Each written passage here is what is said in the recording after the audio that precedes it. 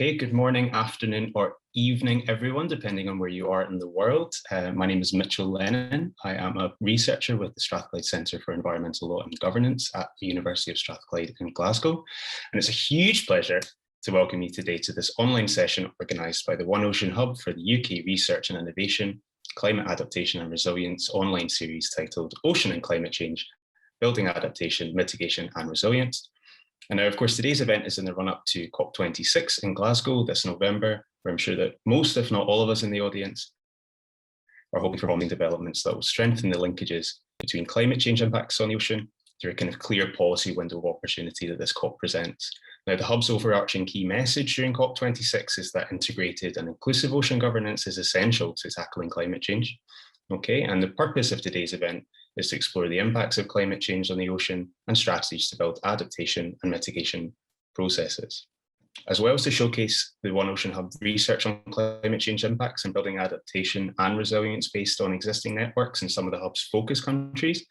The One Ocean Hub also adopts both inter and transdisciplinarity, and we look forward to demonstrating these approaches through the presentation of our cutting edge research today. Now, attendees, I encourage you to make use of the chat function to introduce yourselves today. I can see some of you are doing that already, where you are in the world and what your areas of interest are with regards to today's discussion would be great. And there is the more official Q&A function available as well. Feel free to make use of that throughout the webinar today, either for points of clarification or kind of key questions regarding presentations. And we'll also have time at the end for a kind of plenary discussion. Now, without further ado, we have no less than 8 presentations for you today. So on that note, I'm not going to say any more, apart from a kind reminder, please, to our panelists to stick to your allocated time, just to ensure we've got plenty of time at the end to have questions. And so without further ado, it's my pleasure to introduce our first presentation from Ms. Sarah Blackburn. Okay, Sarah comes from the UK Research and Innovation and the Natural Environment Research Council.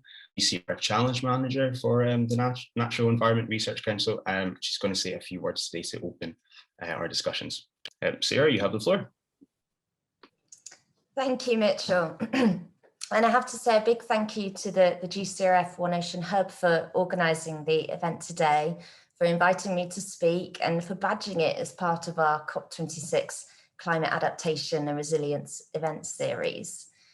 So yes, I'm Sarah Blackburn. I'm a GCRF Challenge Manager based in Newark, and my work focuses on the resilience and climate change portfolios. So for those who aren't familiar with the series, UKRI are working with partners here in the UK and overseas to co-host a series of international events focused around the COP26 theme of adaptation and resilience in the lead up to the conference in November. Now, many of our events are co-hosted with the particular partner countries, but we also have some thematically focused events. And so it's really great to have an event focused on oceans today. We've had one last week focused on insect biodiversity in the tropics. We have another on climate health intersections in October. So an event focused on oceans is well needed. I've noticed the GCRF One Ocean Hub members have been particularly enthusiastic in participating in the event series so far, including the launch and the pre-event consultation, as well as subsequent country-led events. So thank you for that. It's fantastic that you're all flying the flag for ocean climate research, which seeks to enhance adaptation and resilience and mitigate climate risk for ocean ecosystems and the communities whose livelihoods depend on them. So research to understand how global climate is changing is part of a global effort, and polar and marine environments in particular play a huge role in influencing global climate change. And I know I don't need to convince the audience here today of that. And so it's really important to NERC and to UKRI that we support research to understand this better. And we're partnering with international agencies to co-fund research, which aims to substantially improve our understanding of the ocean climate nexus. So when it comes to polar research, we've got the multi-disciplinary Drifting Observatory for the study of Arctic climate, known as Mosaic. It's a 20-partner country expedition designed to enhance understanding of the coupled central Arctic climate system. We've also got the £20 million International Thwaites Glacier collaboration co-funded with the US National Science Foundation, which will directly contribute to improving risk assessments that coastal communities need for decisions about adaptation and long-range planning in response to projected ice loss and sea level rise. The Atlantic meridional overturning circulation, known as AMOC to experts, is another critical element in the energy balance of the global climate system, with substantial impact on climate for the UK and Northwest Europe. And so again, partnering with the US, NERC have developed the Rapid Array across the Atlantic, which has now observed the AMOC continuously since 2004. And is helping to determine the variability in the AMOC and its links to climate and the ocean carbon sink on interannual and decadal timescales. So moving on to the Southern Ocean is one of the most important and yet poorly understood components of the global carbon cycle and profoundly shapes the Earth's climate. So a program called ROSES, known as the Role of the Southern Ocean in the Earth System, is a £7 million UKRI funded program which aims to provide the scientific basis to inform international climate policy on the role of the Southern Ocean carbon system in 21st century global climate change. So we have this underpinning knowledge of how the oceans and the climate are interlinked, but we need to ensure that this knowledge is used effectively to improve ocean health and inform climate adaptation and resilience for the most vulnerable communities and ecosystems. We need to enable ocean climate scientists to work directly with the beneficiaries and stakeholders of the research to understand climate impacts both now and in future, and to co-develop adaptation solutions together that mitigate climate risk and enhance resilience. So previous events in our series have raised some really pertinent issues for climate adaptation and resilience research, which apply to a range of research themes or contexts, such as the importance of equitable, interdisciplinary research partnerships, incorporating local knowledge and bringing different sources of knowledge together, strengthening the pipeline between research to policy and into practice, and identifying opportunities to scale up or translate findings to other locations facing similar climate risks. So we're keen to go beyond the high level and gain a better understanding of the real world context for these sorts of issues. And so I'm interested in kind of gaining an ocean's perspectives for these issues today as well. So I'll be looking out for points raised during discussions that relate to our core question set that we have running throughout the series from an oceans perspective, but also looking beyond those core questions. So what research is required to respond to the adaptation gap? What does the adaptation gap mean from an oceans perspective? What examples are there of transformative adaptation research that's already ongoing? How can we effectively evaluate the feasibility of adaptation options and solutions? And how can institutions and different research actors or stakeholders work together in partnership to support action-oriented, inclusive research and build on each other's efforts in this space? And the One Ocean Hub are a shining example of the international, inclusive, solutions-oriented research that is required, not only to mitigate climate impacts, but also realize the economic, sociocultural, and environmental benefits from the ocean. The hub integrates biology, physics, chemistry, oceanography, ecology, mathematics, socio-environmental sciences, and law, as well as socioeconomic and cultural considerations to collaboratively influence decisions and practices and shape the future of the ocean for justice and sustainability. And you'll recognize some of your mission and vision statements in here.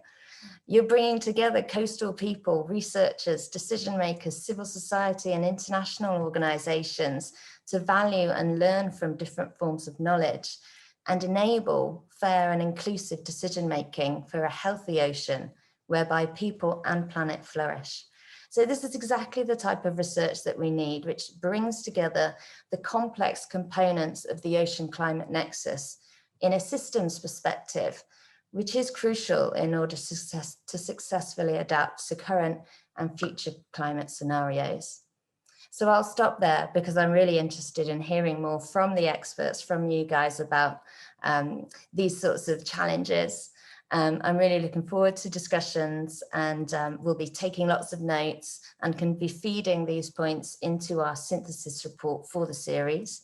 And we may even feature some clips, if this event can be recorded and the recording shared, in our highlights reel for the series too. So yes, enjoy the event. I'm looking forward to hearing discussions, and I'll stop there. Thank you very much. That's great. Thank you so much, Sarah, for your kind and insightful words. I don't know about the rest of the Hub researchers, but I'm certainly glowing after hearing such wonderful things being said about us, and it certainly set the tone for the rest of today's discussions. Now, moving on swiftly to our next presentation, we have Catherine Dawson from the UK Government Department for Environment, Food and Rural Affairs. Okay, Catherine is a Senior Policy Advisor in Ocean and Climate Change, and the title of her Ocean, Climate, and Resilience, Priorities for COP26. Catherine, you have 10 minutes. Thank you very much, Mitchell. I'm going to attempt to share my screen now, effectively and quickly.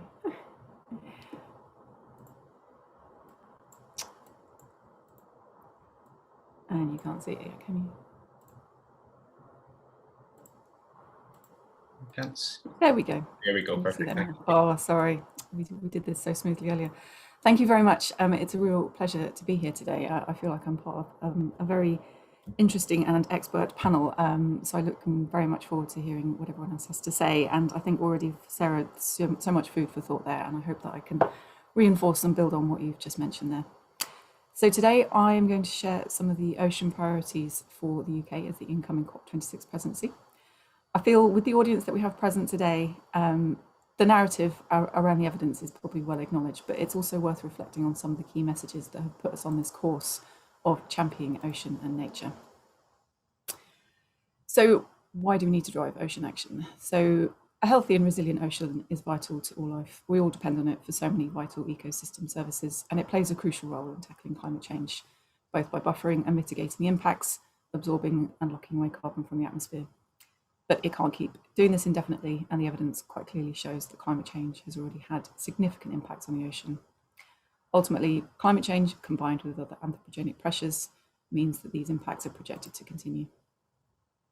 So what can we do to reverse that decline and ensure a healthy and resilient ocean that can play its role in tackling climate change and providing all those other essential ecosystem services? At the heart of it, climate change is driving ocean change. So firstly, the best thing we can do to avoid further irreversible impacts is to secure ambitious greenhouse gas emissions reductions and really strive to meet those Paris goals. Secondly, we need to protect and restore nature. The increasing recognition, and I think what a lot of us are here today to talk about, between the connectivity and independence between the ocean, climate and the biodiversity nexus, means there is no path to net zero emissions or a healthy ocean without recovery of nature on a huge scale. The science is really clear on this, and therefore the UK government are looking at ways to mainstream nature and climate into policy and championing the role of nature-based solutions as one of the key interventions which can address the global and societal challenges of climate change, of biodiversity loss and poverty. Tackling all these issues together allows us to take advantage of the synergies in the solutions. MPAs are a key way we can do this that can drive positive change for biodiversity and to fight the impacts of climate change. And recognising this, the UK are leading the Global Ocean Alliance of countries that are supporting this target to protect at least 30% of the global ocean by 2030. And we're hopeful that this will be accepted under the new Global Biodiversity Framework to be agreed at CBD COP15. This is one pathway that we're using to drive coordinated national and international action. And in this critical year for climate action, another pathway is to put nature at the heart of COP26. So through our COP26 Nature campaign and the Supporting Leaders Pledge for Nature, we're really advocating for initiatives that increase ambition and drive a step change in nature-based solutions that support the climate change adaptation, deliver on resilience and mitigation benefits, but protect and restore vital ecosystems and biodiversity in parallel. So COP26 is a moment, it's a big moment, but it's a huge opportunity not only to tell the story of the ocean, but to galvanise the global community towards protecting ocean health, implementing ocean solutions, and translating science into action and mobilising climate finance. So these last 2 points really essential enablers for ensuring we achieve the outcomes we want and the outcomes we need. Using the momentum of UK's G7 and COP26 presidency, we're working through the avenues of the UNFCCC processes to share this story about the ocean and build on the status of the ocean that was elevated following the COP25, also called Blue COP, hosted by Chile. The way we're doing this includes using our COP26 campaigns, including nature. We have another on finance, and there are others on transport and energy. We're using the broader COP26 goals, such as Race to Zero and Race to Resilience, and fundamentally also using our non-state actor collaborations as well.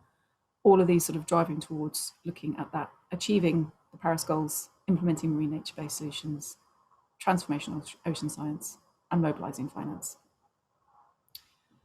On the path to COP, we're using several different pathways to do this.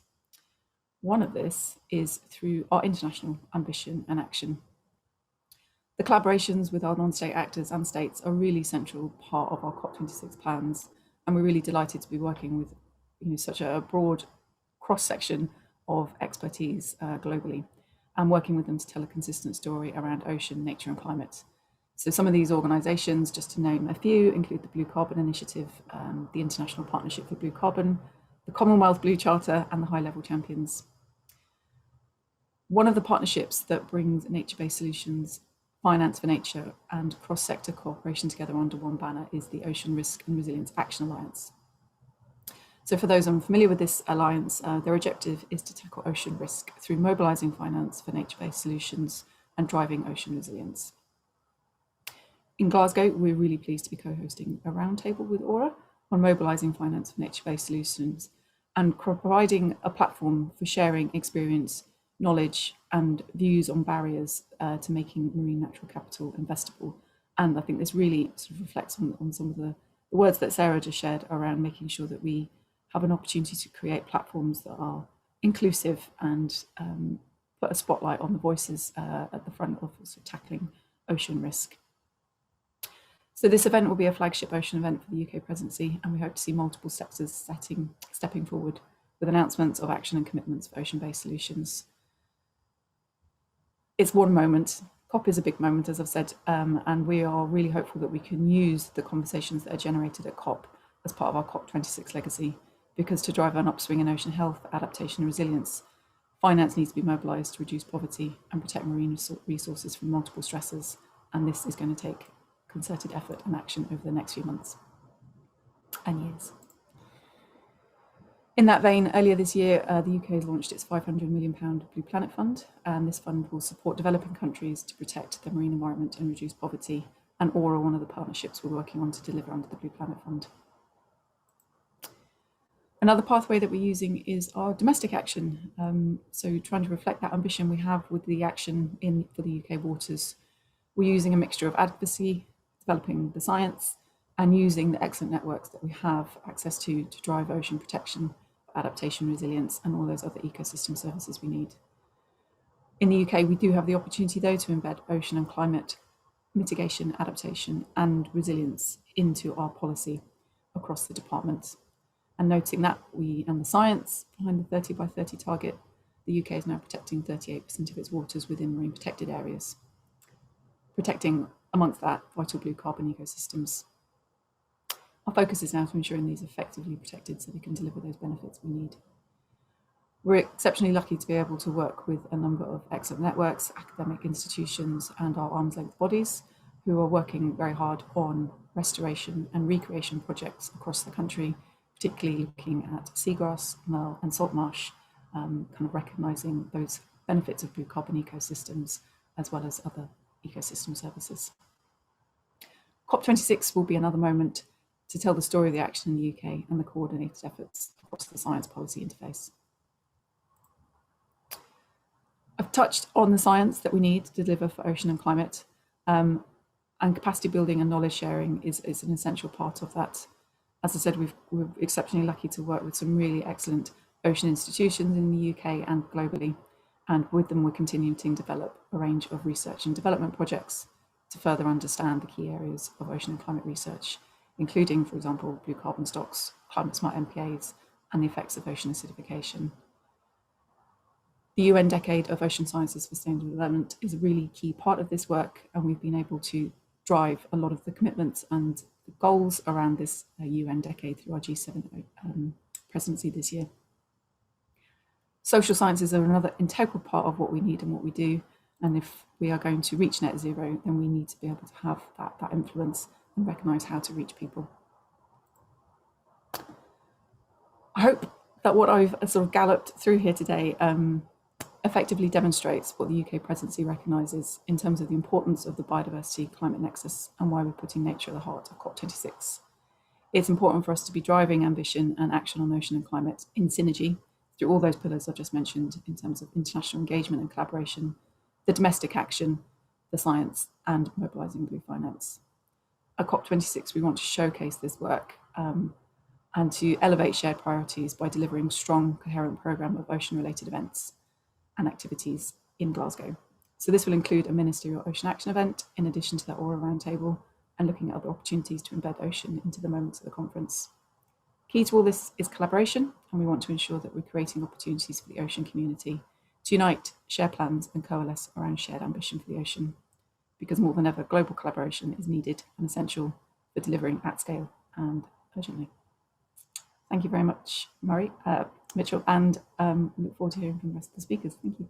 Super, thank you so much for that really comprehensive presentation, Kath. It's really nice to see kind of true ambition in the marine sector from the UK government. And yeah, I really liked your point about social sciences sort of being part of the evidence base for adaptation and resilience. And I think that'll be maybe one of our key messages from today's event. So without further ado, we're moving into the deep ocean next. We've got Professor Murray Roberts, who is Chair in Applied Marine Biology and Ecology at the School of Geosciences at the University of Edinburgh.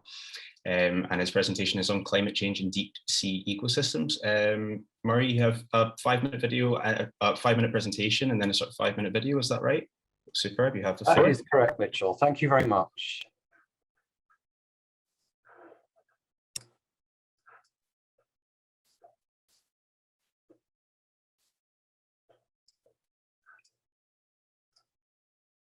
Well, thank you very much, everybody, for being online today. I want to talk to you about our changing deep and open ocean.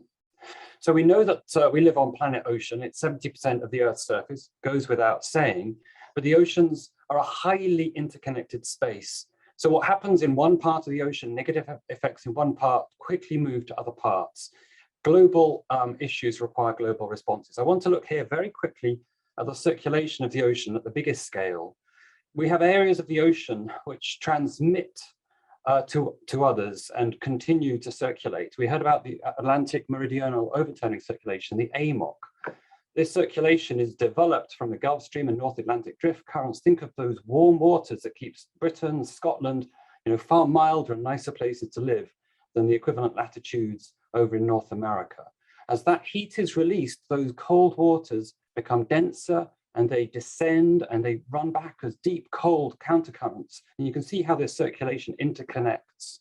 Well, this also transmits carbon dioxide into deep regions of the ocean. It transmits issues from the atmosphere right around the global ocean.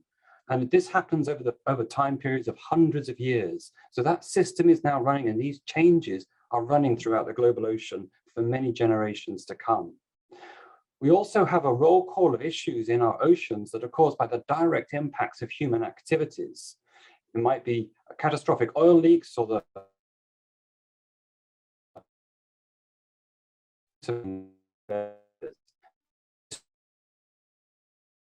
marine protected areas that are fully enforced and actually are protected are vitally important means to manage direct destructive human actions. But over and above this, we have acidification of the oceans. About 26% of carbon dioxide has dissolved in the ocean, driving it towards becoming more acidic.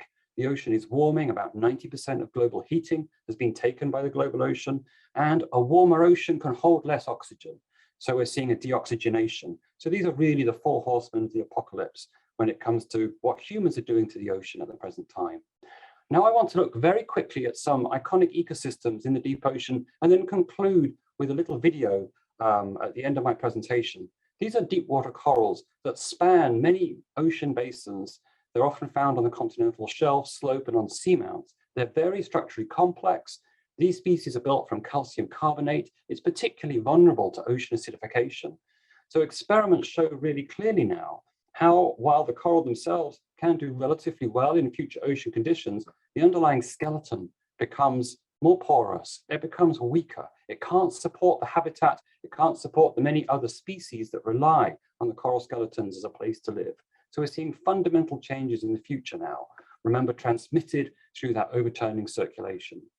Over and above this, how is the rest of the deep ocean faring? Well, in the abyss, which is between 3 kilometers and 6 kilometers depth, we're seeing a rapid warming. We're seeing a 1 degree C temperature increase, which in an ocean environment that's around 2 to 3 degrees centigrade, this is a tremendously large increase in temperature. That's predicted within this century. As I've mentioned, we're seeing declines in oxygen. We're also seeing shifts in the plankton in the surface water. So the very food-rich diatoms that dominate the food chains in much of the global ocean are being replaced with very much smaller picoplankton, which will descend through the water very much more slowly. So less food is going to reach the deep sea floor in the future. About half the food will be eaten in the water column and not reach the deep ocean. These are tremendously rapid changes. And overarching this, we're seeing the decline in pH as well. Just looking at this picture here of a deep sea muddy area, this is most of the planet. The abyss covers 60% of planet Earth. If we increase the temperatures in these areas, the respiration of all the animals that live in the sediments, in the sands and the muds will increase. They'll turn over more carbon. That's less carbon being sequestered.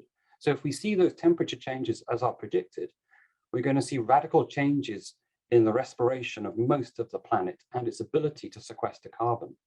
We're also going to see big shifts in what areas are suitable for species to live in. This is a predictive model that shows the present suitability for deep water corals in the North Atlantic, right across the Atlantic Ocean, in fact. And you can see how it declines between the last half of the 20th century and the last half of the 21st century. Really stark projections are being made now. In terms of the overturning circulation, there are, as well as the instrument arrays from programs like RAPID that we heard about earlier, we can also use paleo proxy approaches. We can look at the foraminifera that accumulate and the nature of deposits, which show that this circulation is already slowing down. In fact, it's unusually weak over the last 150 years. And we're seeing an imprint of human activities changing the overall circulation patterns of the global ocean. This has huge consequences for climate, also huge consequences for the functioning and distribution of deep sea ecosystems. Now, all of these pressures start to come forward when we look now at the viability of area-based management tools right across the North Atlantic. This paper assessed all the area-based management tools, and all bar one are negatively impacted in a future ocean. So really stark changes. So do we care enough for cold water areas of the global ocean? I wanted to summarize something here which I worked on with the CBD Secretariat a few years ago. It builds on an updated synthesis of the impacts of ocean acidification on marine biodiversity that the CBD published. And I edited this with Seth Henniger and Phil Williamson in the UK. And from this, we were asked to produce the text underlying a voluntary specific work plan on biodiversity in cold water areas within the scope of the Convention on Biological Diversity. And there's a few interesting parts of this that I'd like to highlight.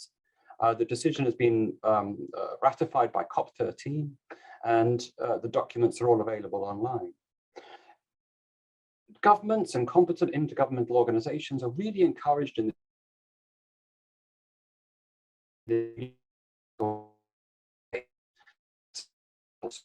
think deoxygenation, acidification, warming, maintain and enhance resilience of ecosystems in cold water areas, identify and protect refugia. So where are the places in the ocean that are going to be resilient? Because they are natural refuges of climate change. We need to understand those special places. We need to look after them and reduce other pressures in those areas as a major priority. We need to enhance understanding of ecosystems in cold water areas of the global ocean. We need better more robust means to predict where they occur and to understand those multiple stresses. And we critically need to enhance international and regional cooperation. And that's where projects like One Ocean Hub come to their great strengths, because they bring people together across national borders to do this work. I also wanted to highlight today what I think is a really positive scientific workshop that took place last year, because the division of discourse between climate and biodiversity has tremendous unintended consequences. One can see why we've had UNFCCC and IPBES created, but by putting biodiversity in one box and climate in another, we miss many opportunities to consider these as a whole. And I think this is a very positive workshop, which I'd really recommend everyone to have a look at, freely available online.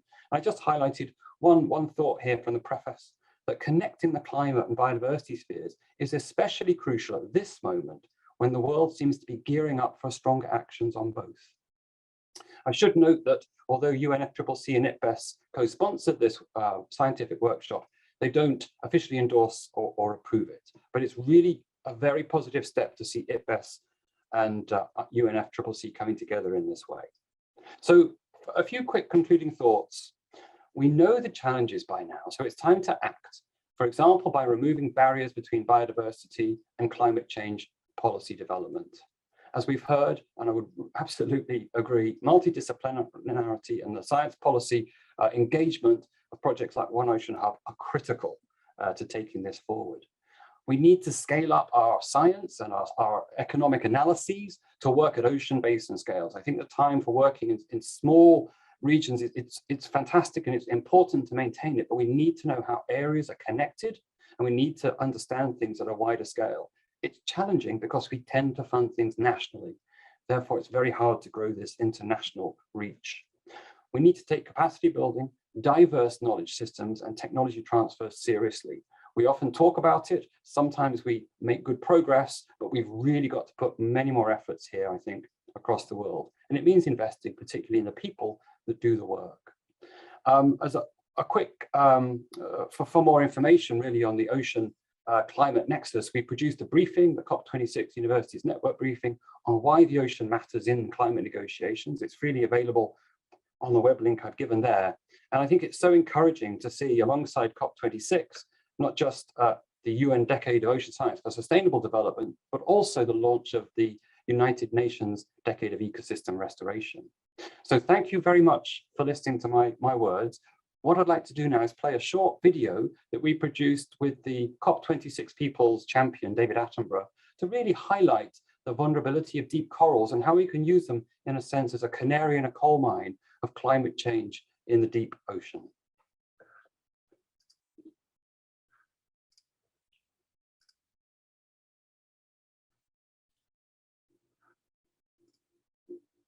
This is a piece of coral, and the very word coral probably brings to your mind a picture of sparkling clear waters in a lagoon with a coral reef towards the ocean, and inland a lovely beach of sand with palm trees.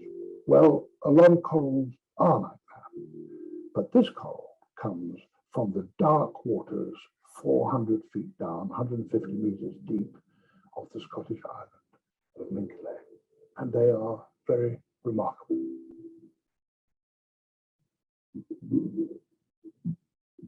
The coral at Mingley is a species called Lophelia foetida, and Lophelia is a really important cold water coral in the Atlantic Ocean. It's found from north to south, and it builds complicated reefs and mounds that are the cities of the deep sea. And those cities are home to many, many other animal species. Lose the cities, you lose those other species. Over the last 20 years, we've been researching these corals. We know a lot more about how important they are than we ever did in the past. The more that's been discovered,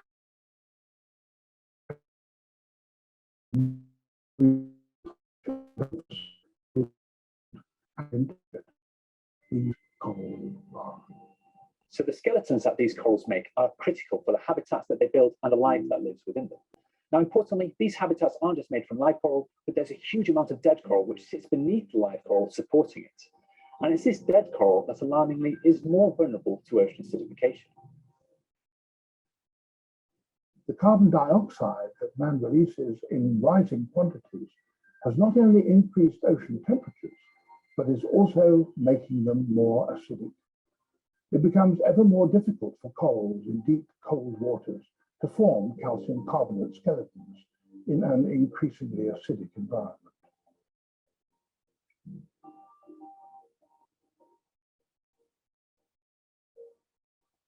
So what's going to happen is that these reef structures are going to become simpler and simpler and simpler as that foundation framework starts to crumble. And we can already see this right now happen. Only in the last few years have we discovered that these reefs are found across the globe from north to south, taking thousands or even millions of years to form. The reefs, in turn, create a rich habitat for many other species, from simple filter-feeding sponges to predatory sharks and other fish. But we are only beginning to understand this basic ecology. Observing cold water corals requires long-range voyages and advanced technology. As our knowledge grows of this previously hidden world, the extent of man's destruction of it becomes clearer. We live on planet Ocean, and it's the ocean that's responsible for modulating the whole climate of the Earth. The ocean controls our weather patterns across the world. The ocean has absorbed over 90% of global heating. The ocean has absorbed about 25% of the carbon dioxide that we've released since the Industrial Revolution. But this means that the oceans are changing at a rate we've never seen before in Earth's history. All of this means an uncertain future for a world of wonder that we are only just beginning to reveal. As more people learn about these vulnerable species, we can work together to ensure that they're conserved for generations to come.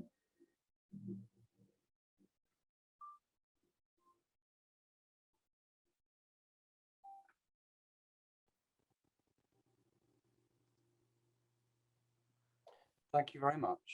That's perfect. Thank you very much for that, Murray. It was always, as usual, exploitation kind of highlighting how important it is to kind of research and understand sort of global large-scale ocean processes and long-term records as well to understand climate impacts on the ocean and, of course, the rest of the world.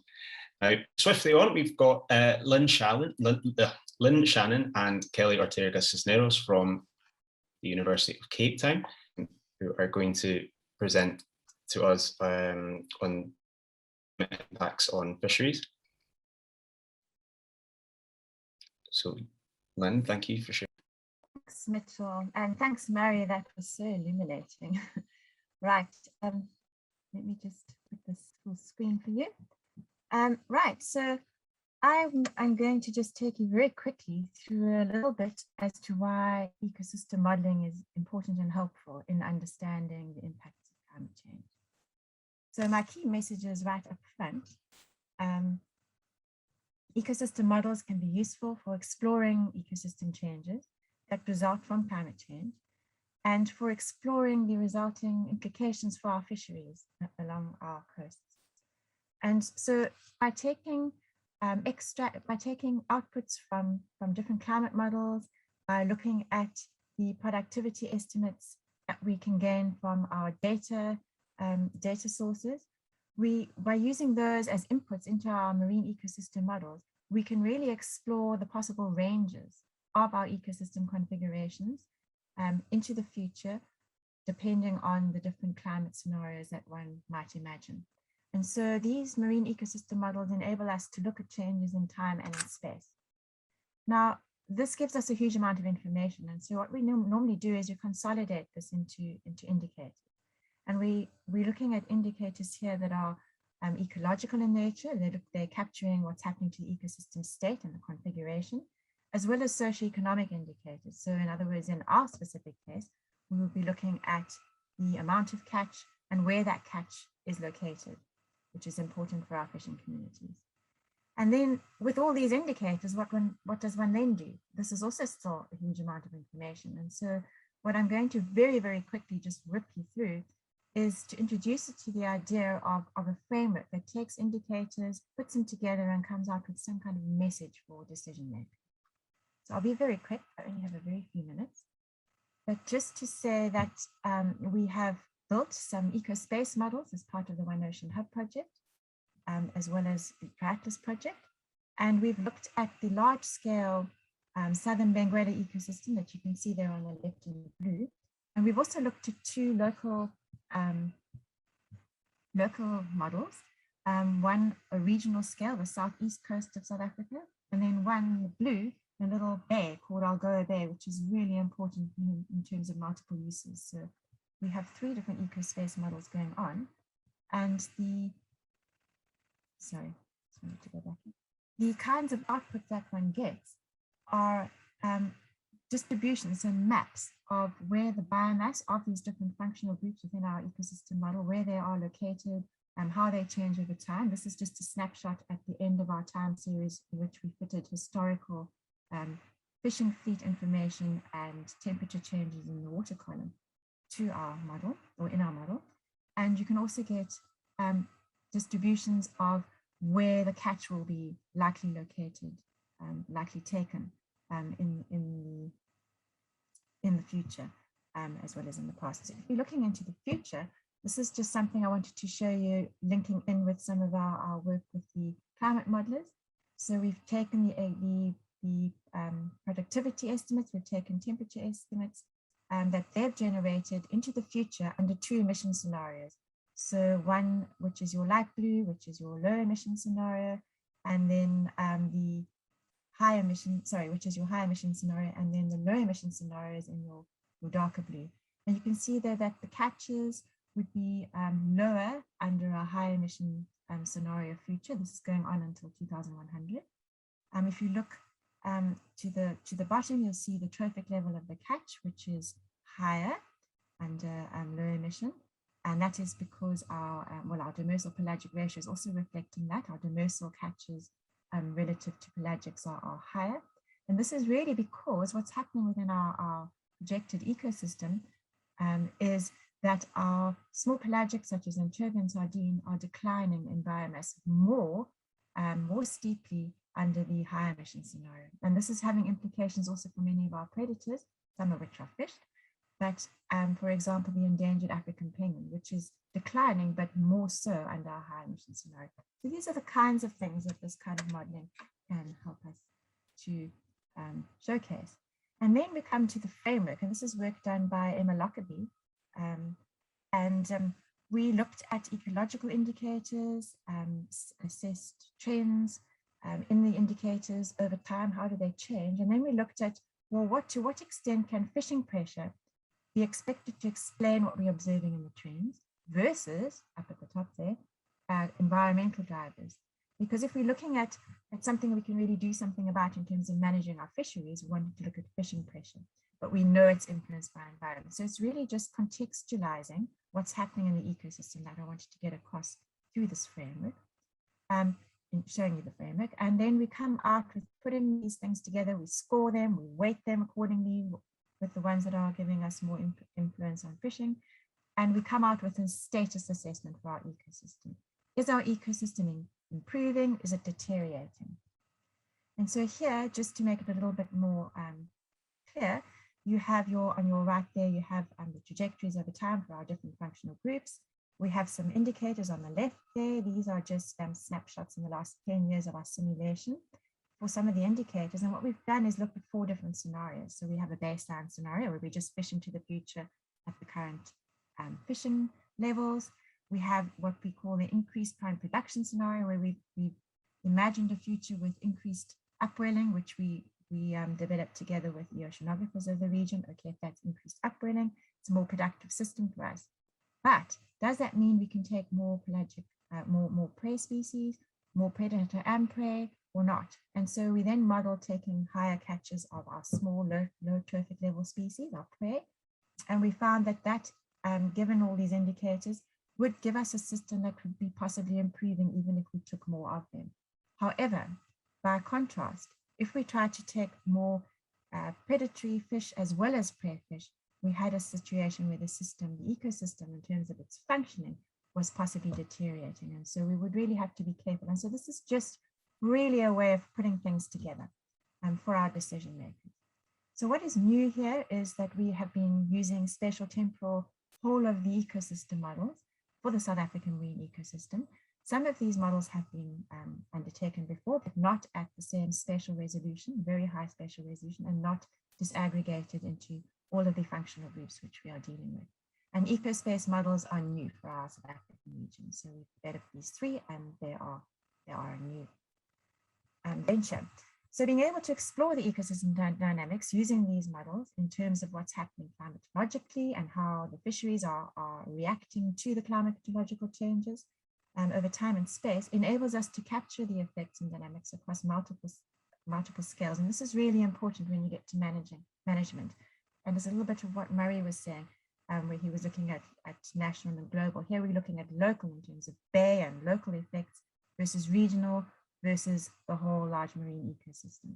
And the idea here really is to facilitate a far more reactive and dynamic fisheries management system. So it's to get the information into a format that decision makers can really run with.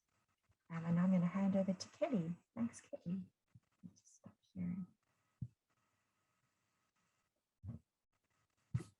Thanks, Lynn. I will start sharing my screen just now.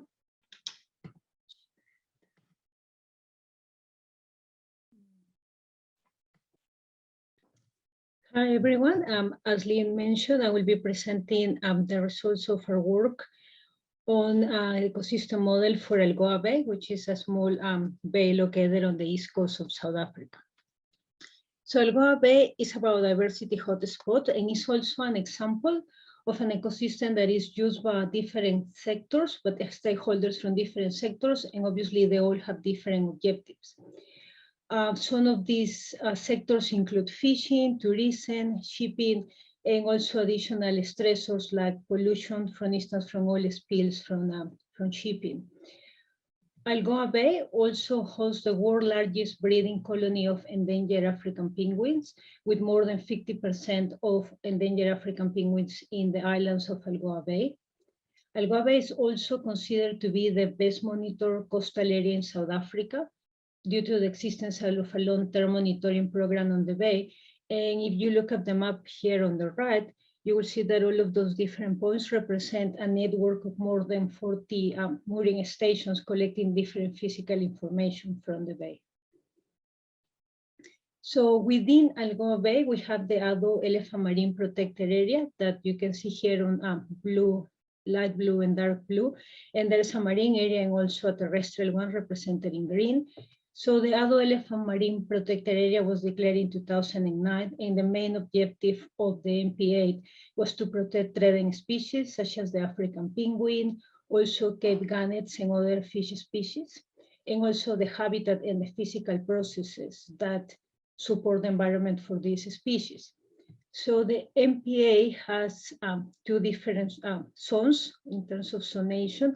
So we have in dark blue the restricted area where no fishing is allowed, and the light blue that is the control area where other activities are permitted, including fishing. So as Lynn mentioned, ecosystem models are very useful tools to test scenarios and look at the effects of different management actions and climate change on an ecosystem. So for a particular purpose, we developed an eco-pathway ecosystem model for the bay to test the effects of cumulative impacts, including climate change and also fishing, and possibly in the future other sectors like shipping and tourism. So you look at the map on the left, we have on the brown master area, that's our model area. And the area in dark green is the Algoa Bay model. So we use a different number of data sources to build this model, published and unpublished, and also expert opinion to make sure that the model assumptions were correct and that we were interpreting the data correctly. And we produce a number of outputs, including time series of biomass that were predicted by the model and then contrasted with actual observations. So that is what you can see here on the right. So we have a biomass time series for anchovy, for penguins, for round herring, and sardine. And overall, the model produced really reasonable biomass time series in terms of both trends and magnitude. So we started by testing some in scenarios related to MPAs with the model. So here we have two scenarios. One, when we reduce fishing effort by 30%, but assuming that because basically the MPA, this represents 30% of the whole model area. So it was the first scenario, assuming that the whole MPA is close to fishing. And we represented that in gray for one of the scenarios. And another one where we assumed that the whole model area was close to fishing.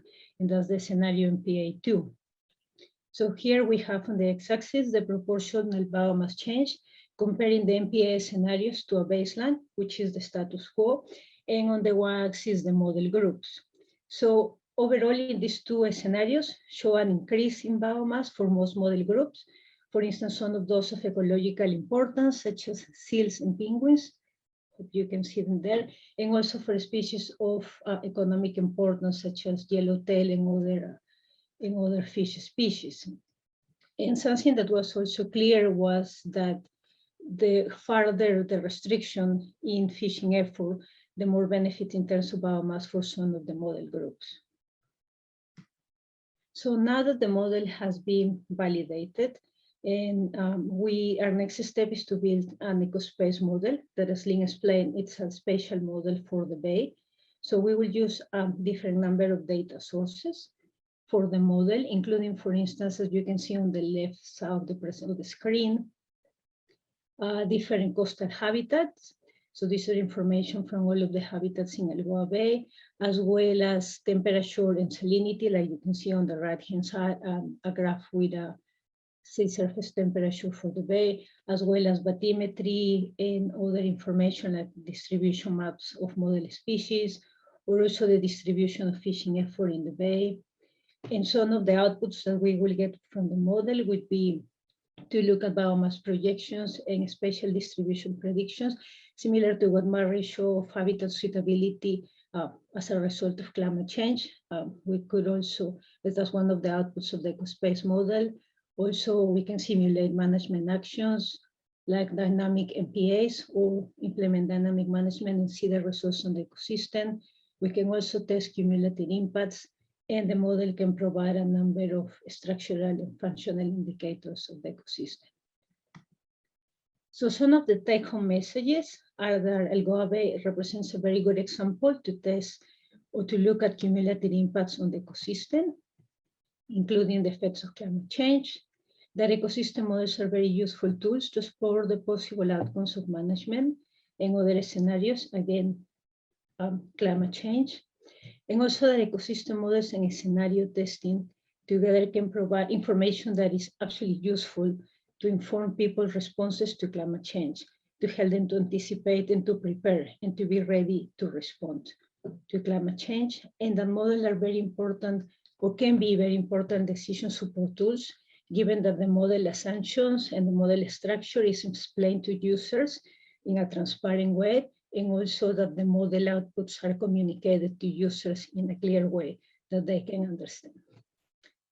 Thank you. I will pause my screen now.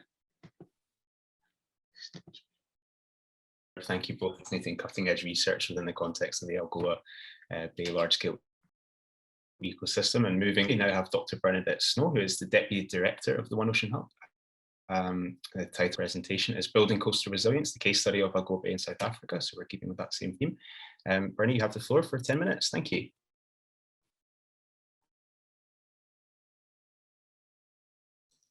Thank you, and I remember to unmute myself, which I sometimes forget to do as we go along.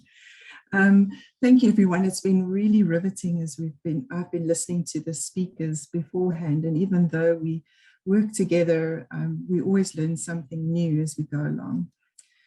So, as has been mentioned by the speakers already, starting with Sarah this morning, or this afternoon, or this evening, depending on where you are, that we are going to see more and more, and we are experiencing climatic impacts on society around the world. In South Africa, this is the case as well, where we have experienced droughts. We are experiencing drought in some areas now.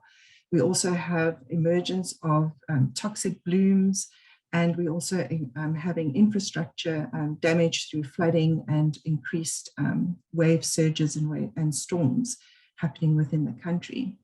And this is happening globally, and something that we need to take into account, so that any of the research we undertake, the connections that we need to make, there are considerable considerations that we need to take in. So Mario mentioned about global scale. Lynn and Shannon have talked about regional and local scales. And this is what we need to take into account. What happens globally has a local impact, and we need to be able to understand that changes happening on a small scale can impact in the larger sense as well, and vice versa, up and down the scalar towards the whole ocean. We also need to take into account time and changes over time, these that are incremental, these that are dramatic and that we can see and we feel we need to do something about, like current drought situations. But we also need to take heed of those behind the scenes slow changes that we may not be measuring. One of the other things we need to consider when we are making these decisions or working with communities or modeling are the policy mismatches. So if we're looking to change policy, change way we govern, to be more integrative, to be more inclusive, we across scale and across time, the policy mismatches need to be identified and addressed very clearly. So I'm going to take it down to the local vulnerability scale. And some of the issues that we are grappling with are the impact on livelihoods, current and future, what this has on food security. We are seeing that global basin scale or large marine ecosystem spaces are impacting changes, the climatic changes are impacting on food security in certain areas. And we can talk about the Western Indian Ocean as one of these areas that we know and can see climate is impacting on food security. We can also get some of the knowledge from paleohistory, looking at the paleoculture, looking at food use and access to these landscapes. We also have come across that there is, in many cases, a low adaptive capacity or low resilience to these changes in food, livelihoods, and even having the voices to be able to make changes for themselves. And what we've also seen is that there are human rights violations in the process, in decision makers, in exclusion from governance processes, and also in terms of the migrations that will happen across the globe due to climatic changes. So to give you a local example, Lynn and Shannon were talking about the Algoa Bay area, and we conducted a small study with a local fishers association involved in the squid fishery. It's also a pelagic fishery. It's a very important, actually, export market, not a local market, but the people who are employed and whose livelihoods depend on the fishery are all local fishermen who have been fishing in this industry for many, many years. So through understanding lived realities, we asked questions around their knowledge, their understanding, what have they experienced in terms of climate change, what have they viewed, particularly in response to impacts of squid collapses that are appearing more frequently. Squid stocks do collapse every now and again. They do have a cycle. However, it's more frequent and more severe. And therefore, it is found that the fishers aren't able to adapt. They don't have alternative jobs or means of income. And they only know about fishing, and it's an integral part of their culture. It's something that's really important to them. They don't necessarily want to change their profession because this is something they have done for generations. They do, however, feel that they have the ability to adapt, but in most cases, their idea of resilience is linked to things like small government grants. Very few are saving for future shocks, even though this is something that they are expressing or occurring more frequently and is impacting on them in their own voice. However, they also have an extremely deep connection and knowledge of the environment. They were able to explain that it was changes in wind direction that they experienced, and that they noticed that when the seas turned red, the emergence of the toxic algal bloom that is now occurring within Algoa Bay. This was before there were news articles, scientific publications, and therefore Murray also mentioned right in the beginning that it's important to understand that there's different forms of knowledge and different forms of knowledge systems that we should be including. So how do we address some of this, and how do we look at it together? So on the call are some of the co-researchers that are presented in this slide, is looking at different ways of accessing this information and this knowledge together as co-researchers. This is being led by Dr. Nina Rivers, Ms. Mia Strand, Viola, and I'm there in the background supporting and looking more from an ecosystem culture services perspective. So their work is looking at the inclusion of Indigenous and local knowledge and how this can be used in management strategies, adaptive management, co-management, and also to make decisions collectively that has value, particularly within marine spatial planning context, which is an emerging in South Africa in particular at the moment in time. So there are co-researchers who are then workshopped in producing their own knowledge and their own data for integration. They are able to tell their stories through different means and different mechanisms, co-researching and working together. They decide on the narrative, they decide on what's being shared. We're also looking at the integration of spatial information where possible. However, this is contested and comes with the many ethical considerations in who owns the knowledge, where does the IP sit? And we always talk about this integration, but this is a very important aspect that needs to be considered. Then we also need to look at mechanisms to elicit integration in marine spatial planning, in governance, in climate mitigation and adaptation strategies through a variety of conversations, not only at the local and Indigenous knowledge level, but within the management sector itself. Whether this is through exhibitions, which is being tested by the team, or looking at collective policy changes and levers that need to be pooled to actually have impactful and secure changes and inclusion. And what I'm interested in particular is also the look at the cultural services and the contribution of the ecosystem services concept to cultural services.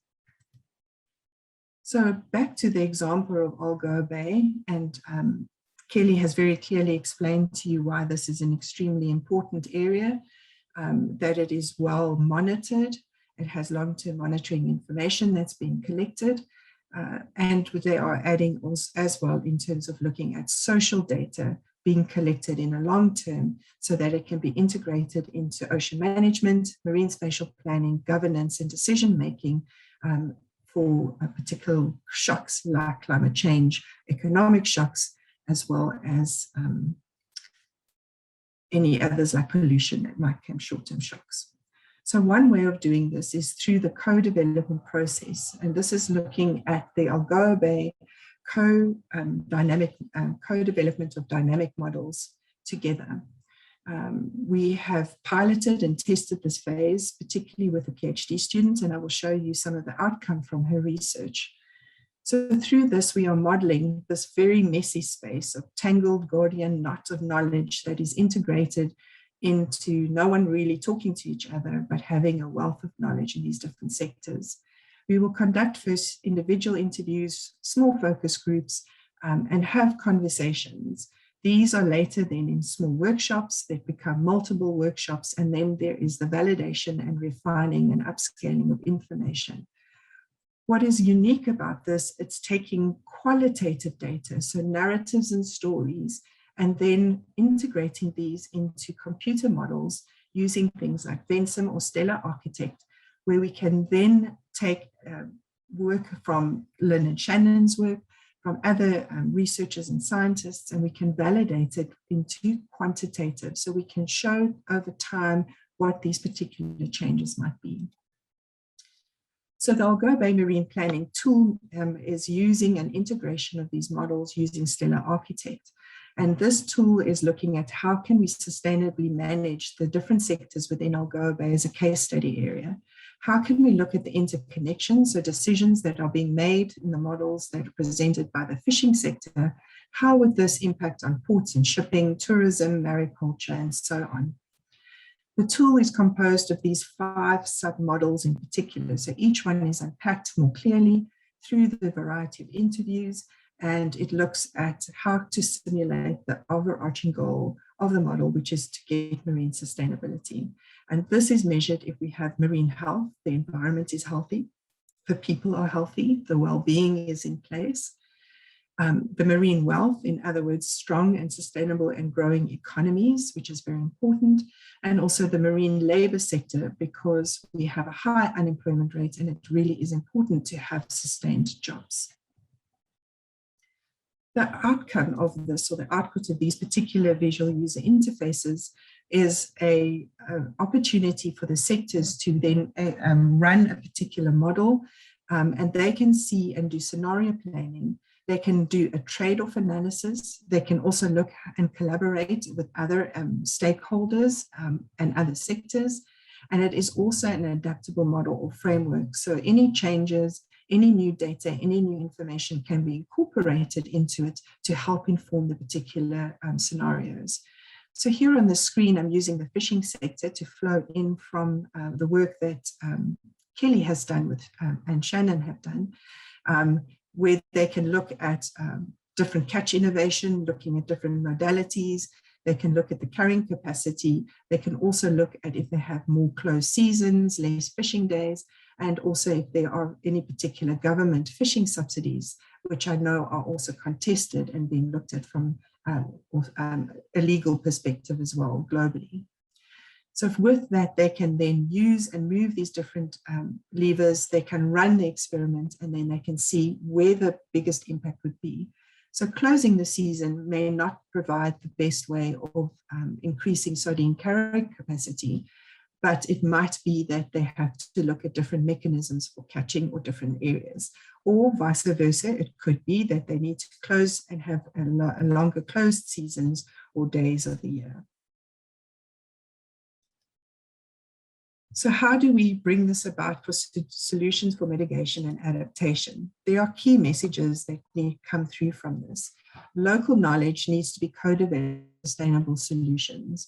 We cannot just come with solutions that are not applicable at the local context, knowing that what we do could result in maladaptations, can also result in impacts at a global scale or a regional scale. We also need to understand that management tools need to be ecosystem-based, the very foundation. The approaches, what we need to look at though, is the social ecological systems lens. We need to understand that this is a coupled system. Governance is a social construct. The science and the research and the language that we use is all a social construct. And we need to understand that culture, diversity is all linked with biodiversity in the system itself. A key message in this as well is that we need this trans-disciplinarity. We need to understand the integration of other knowledge systems. We need to work together as co-researchers, which is a very foundational underpinning of trans-disciplinarity. This is also a message to when we're looking at funding structures and projects. It takes time to build trust. It takes time to build a collective and a co-researching team. And it takes time to understand, unpack, and unravel the socio-ecological system. Strengthening cooperation across scales is important in this case, particularly across countries and conventions. We need to understand that we need work at the global, regional, basin scale, and up to the local little bay or embayment. It is important to understand that the conventions that rule over it from a global to a local context are all interlinked, and that there are many mismatches that we need to address to ensure that there is human well-being, that our ecology and ecosystems are functioning, the ecosystem services are available for all, and that there is equitable access and integration for ocean governance into the future. particularly in light of climate change, that we need to ensure we are actually reflecting on, adapting to, mitigating, and ensuring a future, a sustainable future for all.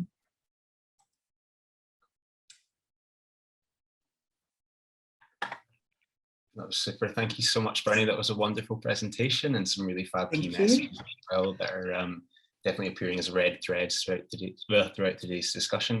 Could I kindly ask members of the audience to make use of the Q&A function, especially if you've got any questions for specific presentations, and we can kind of start the discussion as other presentations are going on.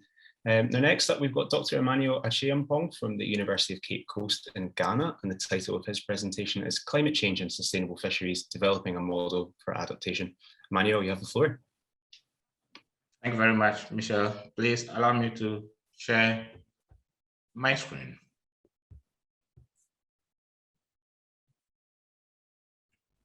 Yeah. Perfect. Wonderful. Thank you very much again, and good afternoon, dear participants. My name is Emmanuel. I am with University of Cape Coast in Ghana, and I work with the Department of Fisheries and Aquatic Sciences and also the Africa Center of Excellence on Coastal Resilience. And today, I'm going to also share with you why fishing and fishing activities are important, especially in the context of global climate change. And then I will discuss with you the impact of climate change on our fin fish industry and also on our shellfish industry, and discuss some adaptation strategies that our government and institutions in Ghana are implementing to help mitigate the impact of climate change. My discussion will be continued by my two other colleagues from the University of Cape Coast that will focus mainly on the social dimension. I will focus mainly on the biophysical perspective when it comes to the impact of global climate change on our fisheries. So why are we worried so much about fish and fishery in relation to the impact of global climate change? It's very simple. In Ghana, we love fish. We eat a lot of fish. And research shows that most of our protein intake actually comes from fish. And compared with fish consumption globally, as well as in Africa, Ghana, we consume a lot more fish per capita than our fellow citizens in Africa, as well as the average fish consumption in the world. When it comes to the intake of animal protein, almost over 50% of our protein intake is coming from fish. So this emphasizes the point that when the fishery sector collapses or suffers as a result of global climate change, the access to good quality food and nutrition may also suffer. In addition to nutrition, I also want to emphasize that a whole lot of livelihood activities in Ghana depends on the fishing industry. Previous speakers have emphasized the point that fishing plays a key role in providing employment opportunities for many coastal communities. Here, I want to emphasize that in Ghana, a key component of our fishing industry is women. And over 250,000 women, according to the estimate I have, are engaged in fish processing, distribution, and selling. And these are people that derive their source of livelihood directly from fishing. So you can agree with me that whatever happens to our fishing industry will have a significant impact on the development of our country. Well, we have a problem already. And the problem we have is that our fishing resources are already overexploited. This started in the mid-90s and it has still not recovered. So when you look at the total catches of small pelagics, these are the fishes that are caught mainly by our small-scale artisanal fishermen. They started collapsing in the mid-90s and they've been collapsing since. And this is a work that we did as part of the One Ocean Hub project, looking at the key drivers for the collapse in our fishing industry. And what we point out is that even if you look at the specific species here at Chovy and the West African Bungash shad, you will see that there is a significant decline in the catches, and this decline is driven mainly by excessive fishing effort. We have too many fishing vessels, too many fishermen chasing fewer fish. And that is a problem we have now. And the issue in Ghana is not limited to our country. It is occurring all over West Africa. Most of the fishing resources in our region are fully exploited or overexploited. And so that raises an issue on the side of overexploitation. Now, the current challenge we have is that climate change issues are going to add to this level of stress that our fishing industry is already experiencing. And I will share with you how sea surface warming is likely to impact our fishing industry. And then later in my presentation, I'll also discuss with you the effect of sea level rise on our shellfish industry. Well, you will all agree with me that the amount of fish that we're able to catch is driven by the growth processes minus the mortality rate. And the growth processes of the fish are based on the production of eggs and the successful development of the eggs, the hatching of the eggs, and then the growth of the larvae and so on and so on. This is what adds biomass to the fish stocks that our fishermen eventually get. And what we know from many decades and hundreds of years of biological research is that almost every organism has some optimum range of temperature that the organism can do better in terms of its physiological properties. And beyond this optimum temperature, the organism is likely to suffer. And we know that when it comes to species that are adapted to tropical ecosystems, such as the one we have in Africa and other tropical countries, these organisms, per their biological development, are not adapted to deal with a strong variation in temperature conditions. The same can be said for organisms that are adapted to high latitude areas of the world.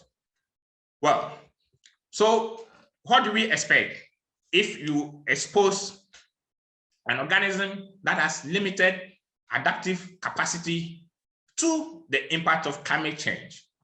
Well, modeling research suggests that we are likely to have a poor shift in the distribution of fish biomass, where, because of the warming situation in the tropics, we are likely to have the migration of fish species up to higher latitude areas of the world. And projections suggest that in the next about 30 years to come, fish production in the tropics is likely to drop by about 40%. That is huge. This is in our lifetime. And considering that a whole lot of people derive their nutrition and employment from fish, such a drastic decline will be very consequential. Well, when it comes to West Africa and Ghana, the situation is also not better. Under both low greenhouse emission scenarios as well as high emission scenarios, we are expecting to have, on average, about 50% decline in the catches of fish in the next 30 to 35 years. And this will have serious implications for our fishing industry. Another impact that we are expecting to experience is that because the surface ocean is warming, the biomass of the fish is moving downwards into the colder part, into the deeper part of the ocean that is relatively cold. And so we have a scenario where it is projected that many fish-related activities, employment will decrease significantly in Ghana as well as in many countries in West Africa. For us specifically in Ghana, the projections suggest that we are likely to lose close to about 50% of our employment opportunities that are directly related to the artisanal fishing industry. So what are the implications when you combine the fact that the bulk of our fish stocks are moving up north and away from our local fishing areas and also into deeper habitat? Well, the adaptation strategies that has been seen and has been reported are four. The first is that the fishermen are increasing their fishing efforts because in their effort to catch more fish, they are investing in more fishing gear, they are investing in more seagoing vessels and personnel. The next is the migration of the fishing effort. So they are no longer fishing only in their local habitats, but they are moving away into areas that are even sometimes outside of their country's economic zones. And this has been shown to be the case for many countries in West Africa.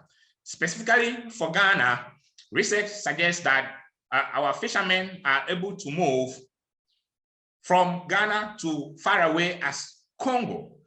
Historically, our fishermen used to do this, but the level and the intensity of this migration has gone up, and the suspicion is because they are running after specific fish species that are also moving to areas that are habitable because of the changing temperature situations in our waters. Another evidence that we see in our fishing industry is that our fishermen are also changing the type of gear that they use. In the early 80s, most of our fishermen were using person set gear. These are the gears that are colored black in the bars that you see on the screen. And these gears are more suited for catching pelagic fish species. But what we see in recent years is that even though the total number of gears operating our fishing industries have gone up, the type of gear that is being used has changed. And here, the fishermen are investing more into set nets. And this set net can be set to deeper areas and as a result can catch demersal fish species. So you can see that our fishermen are also adapting their fishing techniques in order to access the available fish resources. Well, another strategy, the fourth strategy that I want to share with you is the introduction of supplementary livelihood activities to sort of reduce the fishing efforts in our industry. Well, and this brings us to an important activity that is also likely to suffer as a result of global climate change. We've done some survey in our coastal communities to assess the preparedness of our fishermen to at least do something in addition to fishing in order to gain their livelihoods. And most of them agreed that one important organism that they may prefer to work on is the culture of mangrove oysters. These are oysters that are found along the West African coast, and they normally grow attached to our mangrove trees, the root of our mangrove trees. And majority of the people involved in this industry are women and children, because they don't need to go onto the canoe and go to sea. And often they have their homes and houses close to the mangrove system, so they can easily access these facilities. There are also scenarios where the oysters are not found on mangrove trees, but they are literally scattered in the muddy areas along our lagoons and our estuaries. And you have women and children going there to collect these organisms. And what our surveys showed is that for the women, over 60% of them are prepared to consider the culture of mangrove oyster as a supplementary activity to gain first nutrition and also to have something for sale.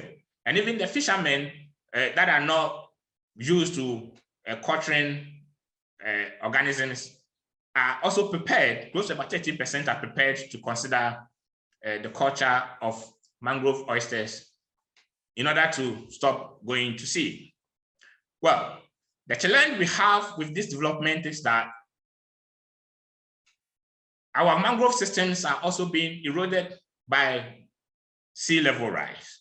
And the projections suggest that every year, about 2 meters of our coast is eroded because of the rise in the level of the sea. And globally, the expectation is that we are likely to have about 1 meter sea level rise by the end of the century. And as previous speakers pointed out, these effects are likely to destroy most of our coastal infrastructure, including natural ecosystems. The speakers that will come after me will highlight these points in their presentation. But here, I want to draw your attention to the fact that such a drastic event will drastically alter the salinity of the environment where these mangrove oysters are found. And I need to point out that these oysters are brackish water organisms. So the salinity they prefer is neither marine or freshwater. They prefer a salinity range that lies between that of the marine as well as the freshwater environment. So what is expected to happen is that when the level of the sea rises by 1 meter, in Ghana, we expect that most of our mangrove systems will be flooded. And as a result, the environment will not be conducive for the growth of these mangrove oysters. So what the government is proposing, and we are considering as part of our many research activities, is the adoption of mangrove oyster culture as a supplementary activity to help alleviate the impact of sea level rise. And we've done a number of research that shows that when we culture these organisms, we can even cause them to grow to a bigger size than what is currently available in the world. So these are the adaptive strategies that we are researching into, and our government is also considering to implement. Well, there are other strategies that our government is also discussing, and the One Ocean Hub project is researching to help, and that is the establishment of marine protected areas. Currently, because Ghana is drilling for oil in our seas, those areas are already sealed off from fishing activities. So it is providing some level of protection to our fish stocks. But the idea is to be able to do a research, identify important essential habitat in our coastal areas so that the government can set them off for protection. And another activity that Ghana is currently implementing, and this knowledge came out as part of the research that we've been doing at University of Cape Coast, is the implementation of what we call the fishing closed seasons. So every year, once in a year, for about a month, our government closes the sea to fishing. So the fishermen are not allowed to go to sea, and this allows the fish stocks to rest, to reproduce, and in order to replenish the biomass that is available. And the third activity that the government is also implementing, in addition to encouraging the culture of mangrove oysters, is finfish farming. And here we're talking about farming of freshwater organisms. And we are also running a number of research activities to identify potential brackish water finfishes that can be cultured in order to provide some level of support to our fishing industry. So from my perspective and from Ghana's side, this is what we are doing as part of the One Ocean Hub project. And we are hoping that through this effort, we can contribute a huge amount of knowledge to help Ghana adapt to the impact of global climate change. So thank you very much. That was brilliant. Thank you very much, Emmanuel. I really enjoyed your presentation there. So just swiftly moving on for the sake of time. Next up, we have Georgina Yawodoru and Dr. Jason Ansah, who are both sociologists with the Department of Sociology and Anthropology at the Coast. They're going to show us a video first prior to the presentation, and this is on the impacts of climate change to coastal communities in Ghana.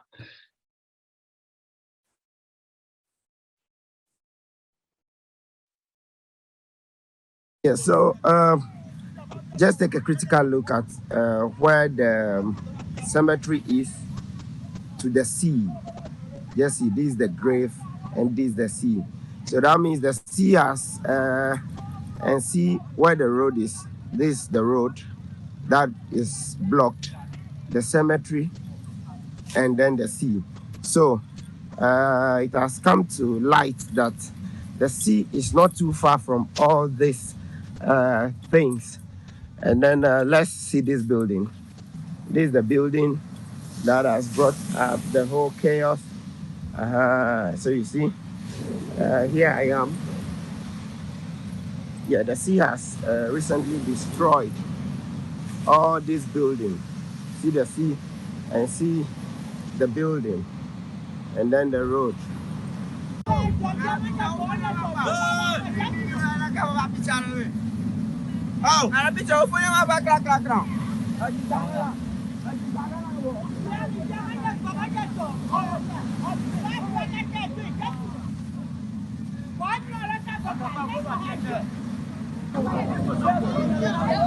see the building of the people.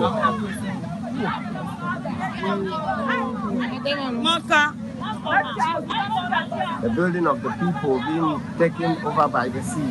Just check the distance and then the flight.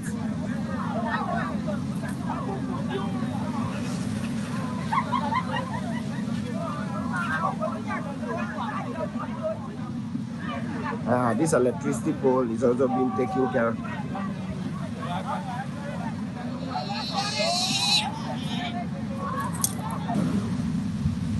Yes, one of the funniest situation is that you can see the kitchen and then the house of people just right at the shore. And then this is a well from which water is being drawn. The sea has taken the land to the extent that it has even destroyed the well from which water is being fetched. You can see what is happening beneath. Hello, greetings from Ghana.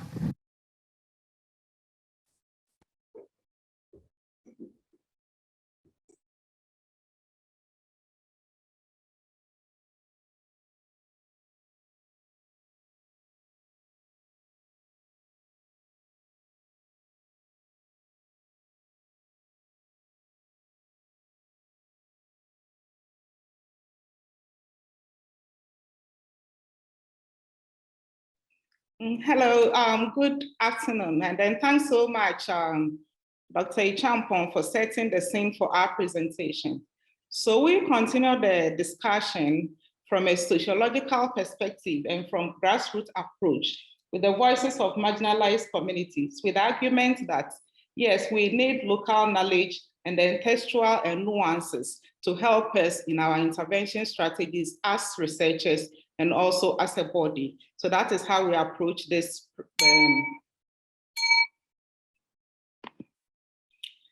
We argue that communities on the coast are bound by human rights law to have equal rights as human beings. Quoting from Golo and Ishen from their study also in Ghana, which says that people are not to be deprived of their means of subsistence. However, whether anthropogenic climate changes pose both direct and indirect threat to them. So having such challenges in terms of the effect of climate change on coastal communities is not just an issue of livelihood and vulnerability, but also of human rights. From the presentation so far, from colleagues from different contexts, the UK, from South Africa and others, it's obvious that the ocean is very important to humanity. Yet the effect of climate change is impacting on the ocean on all dimensions. But in our case, we are looking at it from the perspective of coastal communities. And from the short documentary we saw, it's obvious that the effect has physical connotation, it has emotional implications, there are psychological challenges, economic and financial in terms of livelihood. There are also religious issues in there, And this calls for resilience, mitigation, and adaptation strategies. So the picture here is of a cemetery. You may be wondering why such an unfortunate picture or such picture that may down our spirits, but that is also part of the challenge these coastal communities are facing, as we saw in the short documentary. So here, the effect of climate change on this coastal community, which is in the Volta region in Ghana, is said that even their cemeteries are being taken. And in our study with our researchers, when we went to the community, they did mention that their challenge with this is, what do they tell their descendants in future regarding the graves of their predecessors? The fact that the sea is taking over their graves. So some have gone to the extent of taking the bodies of their relatives and then thinking of how to rebury it. So this study was conducted in a small community in the Volta region, specifically K2 South District municipality in Ghana. And it is sandwiched between a lagoon and then there's the Volta Lagoon and then the ocean.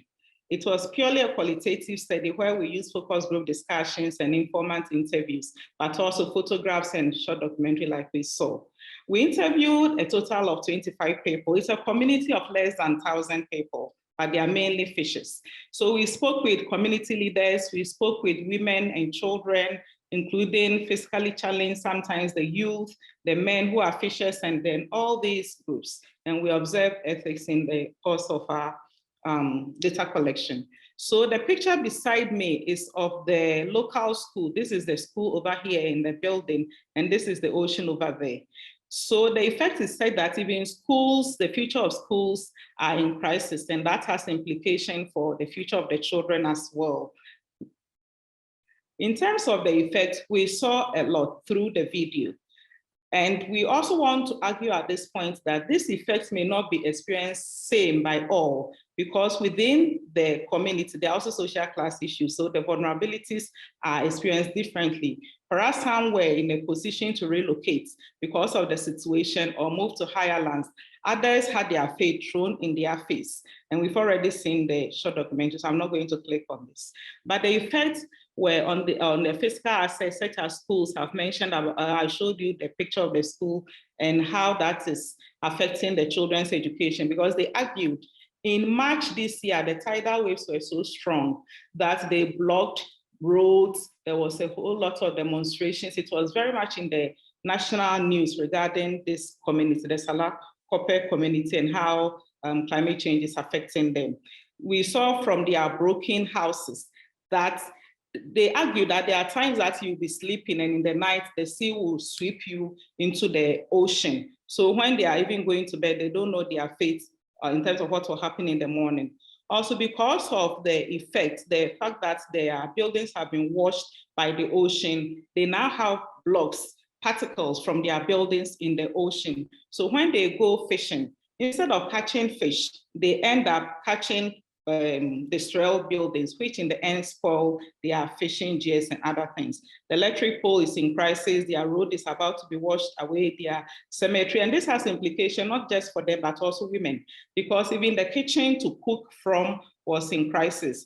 The well to fetch water from was in crisis. So do they turn to the salty ocean water, or what exactly do they do? It also had implication on their sociocultural beliefs in terms of their heritage, their belief systems, and then religion. Because whilst the church was suffering, the fact that their belief system is being compromised in terms of not even having the opportunity to show their tombs to their yet unborn was a challenge to them. So from the presentation or from their voices, they have so many challenges. Also, one of the voices here, because we're looking at voices, this is one of the voices. One of the fishermen, who is a 47-year-old man, argued, now when we cast our nets, it catches broken bricks and blocks instead of fish. While we don't get fish, it also spoils our nets. So that was another of their challenge, which they were wondering what to do. And then another community leader, a male of 68 years, said, have you seen all our cemeteries broken? That was a very, very big issue to them. In addition to the livelihood issue regarding the fishing, the fact that their community is being washed away, and if they have to relocate, it means that they've lost their heritage, was a big issue to the community. So this leader mentioned, have you seen all our cemeteries broken? Now, when our children grow, how can we even show them the tombs of their grandparents? Some of us have assumed our bones for a burial. So some had bones in their houses, but then they were hesitant to show them, but they mentioned about it.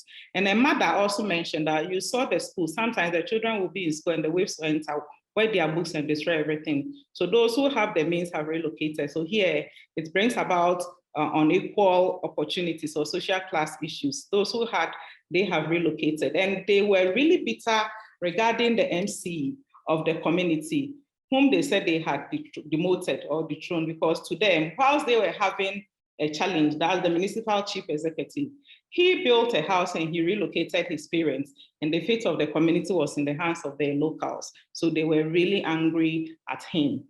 And with this, we also interviewed the voice of the member of parliament for the area. And this is her voice. She said that we were supporting the communities with sea defense project, but unfortunately, it was not completed with the change of government. The remaining 8 kilometer stretch needs fixing. So she agreed that yes, the community has a problem, but the problem is so overwhelming that they need a national solution in terms of sea defense. And as we saw in the short documentary, sea defense is one of the strategies. I think it was also mentioned by our colleague, Dr. Champo, one of the strategies being used to control this problem. However, the challenge is when the sea defense is erected, then it pushes the waves to where it has not been erected, because it's not been erected throughout the country. So those who have it are protected, and those who don't have it are more vulnerable.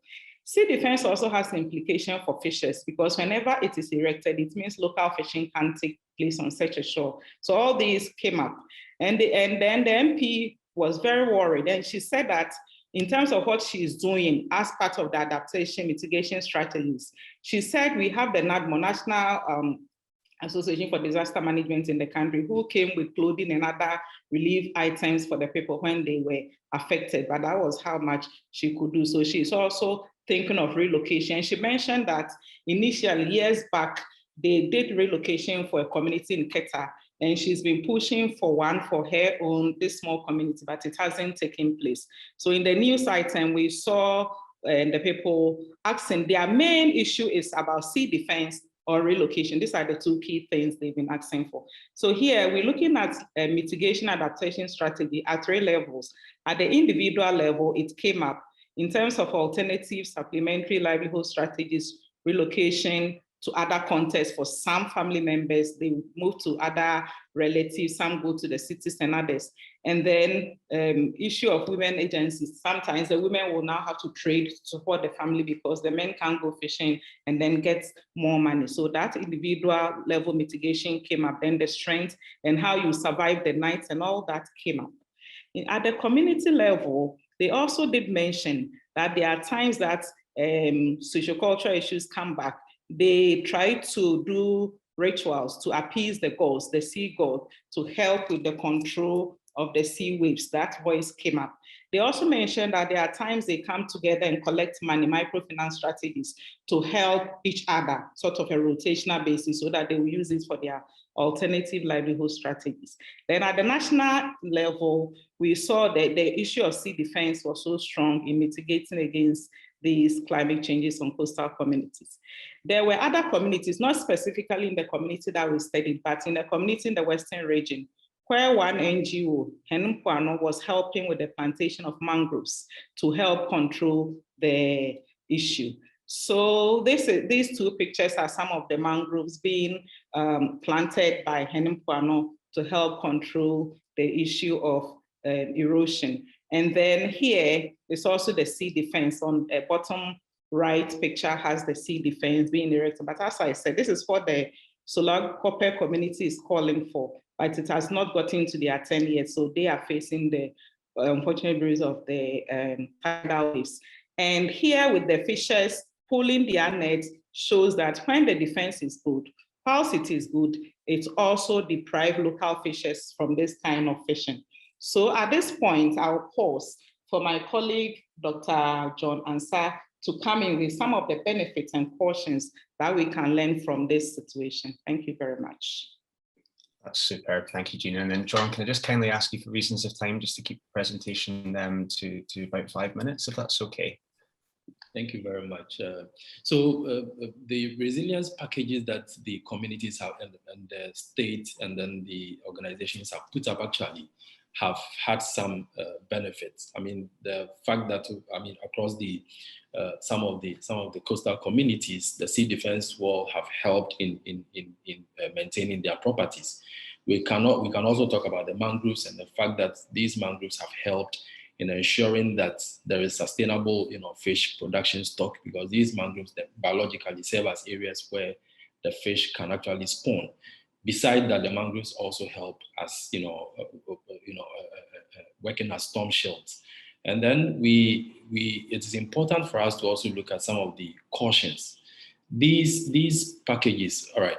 I think some of these things have already been mentioned. The alternative livelihood strategies, which we have seen, have helped in ensuring that their vulnerabilities have reduced. So let's look at the cautions quickly.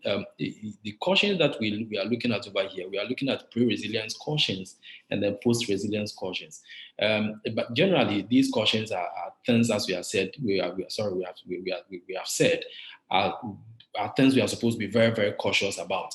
And one of the critical things we are supposed to be very cautious about when these resilience packages are being offered has to do with the political disconnections, the gap between the political elite and the masses, the fact that there is no strong consultation, the mass engagement to help political actors pursue an agenda which would benefit the people.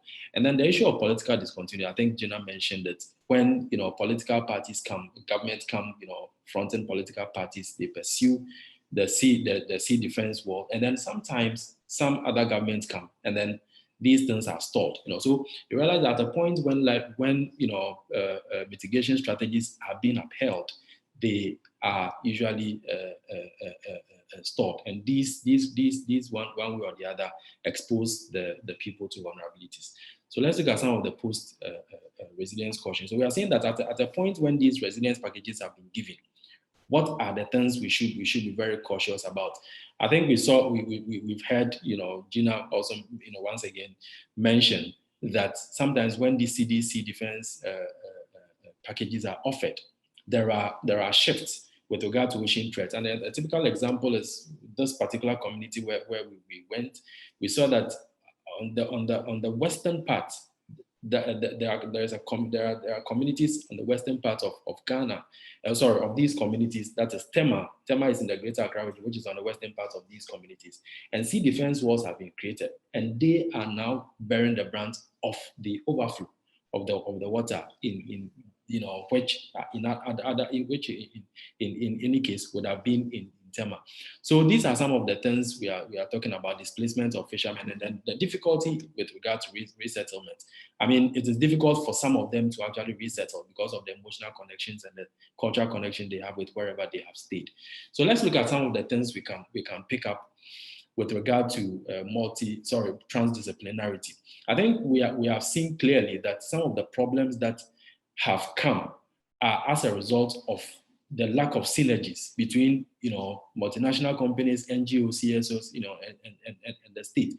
And as it stands now, if these synergies are actually established, then of course it means that people will be guaranteed their livelihoods, and their vulnerabilities are likely to be reduced. And then we are also seeing that there is a need for scientific data to be created to drive the change, because these people, as we heard Gina mention, have at the community level have resorted to the use of religious practices and all those things, and it's a clear case of misunderstanding of the dynamics of climate change. And because they don't really understand climate change, the options that they have clearly is not sustainable. So we expect that, yes, science would drive, these efforts. And then lastly, we expect that there should be a broad-based stakeholder consultations involving the people themselves, so that at the end of the day, their participation would help in knowing what is actually best for them. So I would end here, and then I think that, if further questions come, we would be able to address them. Thank you very much. That is amazing. Thank you so much, Gina and John. That was a really brilliant presentation. And our director of the One Ocean Hub, Professor Elisa Morgera, the title of our presentation is The Climate, Biodiversity, Ocean, Human Rights Nexus. Elisa, you have minutes, and then sorry, we are running over time a wee bit, but we'll hopefully have 10 minutes to discuss in plenary as well. Thanks so much. Thank you so much, Mitchell, and thank you to all my colleagues for I think the really exciting and so multidimensional sharing of our research and what it means. What I will try to do with my presentation is really try and bring together all these streams of research and really see how they matter in terms of policy and international law, and how it is really important to see this research and its novelty and the insights it provides in the context of the international climate change negotiations, but also many other international processes related to biodiversity, to the oceans, and to the UN decades, like previous speakers have mentioned, the UN decade on ocean science and the UN decade on ecosystem restoration. So just very briefly, my presentation will start, as many speakers have already alluded to, the nexus between ocean, biodiversity, and climate change, and looking at it from a legal lens, and particularly the importance of this nexus from an international human rights law perspective. And while, as Mari was saying, we're finally seeing the start of a connection between climate science and biodiversity science, and we're looking at how our global assessments of the state of biodiversity and the state of climate change gives us such important indications around sustainable development and the realization of sustainable development goals, we still have to go further and bring in the science together to really assess and understand what are the implications for sustainable development that speak to in human rights terms. And we do know, have a general sense, and maybe increasing also policy and legal awareness internationally of how everyone's human rights, very basic human rights to life, health, food, water, and culture depend on a healthy ocean. And on the role that the ocean plays in the climate cycle has been explained earlier on. Even if at the moment that understanding of the role of the ocean in terms of climate change mitigation and adaptation is only starting to be embedded in the agenda of the international climate regime. We know that the ocean is rich in diverse forms of life. In fact, we know that we don't know enough about marine life, particularly in the deep seas. And we understand that these forms of life may have particular, multiple, actual and potential benefits for human well-being. But our knowledge, particularly deep sea ecosystem services, is still developing. And so we don't know yet, we don't have yet a full picture of how marine life actually contributes in multiple ways to our basic human rights. We know of the many threats to ocean health, including overfishing and pollution. We are starting also to understand the human rights impacts of, say, ocean plastics in particular, important work that we are advancing together with the UN Environment Programme, for instance.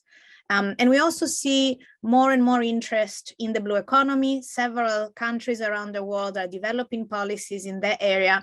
And with that, we have growing interest of foreign investors in participating in the blue economy opportunities. And with that comes also questions related to how business themselves take their responsibility to respect human rights.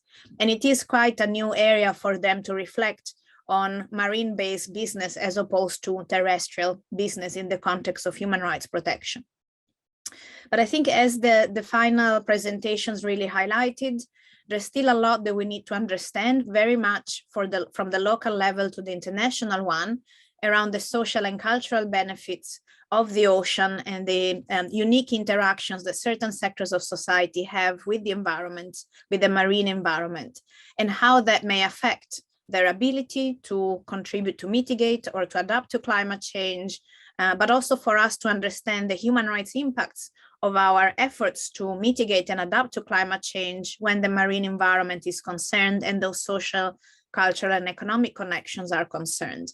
And what we have seen across the countries working together under the One Ocean Hub is that time and again, our understanding, particularly of intangible cultural heritage linked to the ocean, its values, and its role in trade-offs is often not seen or not fully understood in decision-making. And so when we look at those questions of trade-offs and decisions, that's something that's clearly not yet fully factored in. And with that, we have human rights implications, particular ones, I think, for indigenous peoples, local knowledge holders, small-scale fishers, women, who may have these particular connections to the oceans, who are not understood, documented, valued, and end up affecting then decisions that limit other human rights related to access to marine areas and marine resources, access to markets and support, and more generally, fair and equitable sharing of the benefits arising from our efforts to mitigate and adapt to climate change and to protect the ocean and ensure sustainable uses. Within this picture, we also have quite a few procedural rights that come into play, the importance of transparency and public participation in decisions. And I think all the work that the colleagues, for instance, in South Africa have shared about how we can develop the science in a way that supports decisions, but also integrates in the knowledge base the views, the knowledge, the understanding of other groups, and how through that work we can make decisions related to ocean conservation, including the establishment of marine protected areas or decisions on the economy, transparent and really respectful of procedural human rights related to access to information, participation, and access to justice in case that is needed. So quite a variety of human rights implications, which both give a sense of, I think, the legal relevance of these efforts that we've seen to bring together the science across climate change, biodiversity, and the ocean, but also the importance of providing both data and processes to support the consideration of human rights in the decisions that are made on a daily basis on the ocean or on climate change. And so there's a few key messages I want to share in my presentation very quickly with a view to bring together the findings from the previous presentations. As all colleagues have said, we need to do much more work to really bring together the data and the thinking and the approaches related to climate change, biodiversity, and the ocean, and think through their human rights implications. And I think that that's a helpful way to try and address and understand potential trade-offs, to understand who is going to benefit, who's going to lose from certain decisions, how can processes be more transparent and inclusive. That said, we're not starting from scratch. And what I want to discuss very briefly in this presentation is that the international community has made significant progress from a policy and law perspective in bringing together international concerns related to climate change, biodiversity, the ocean, and also human rights issues.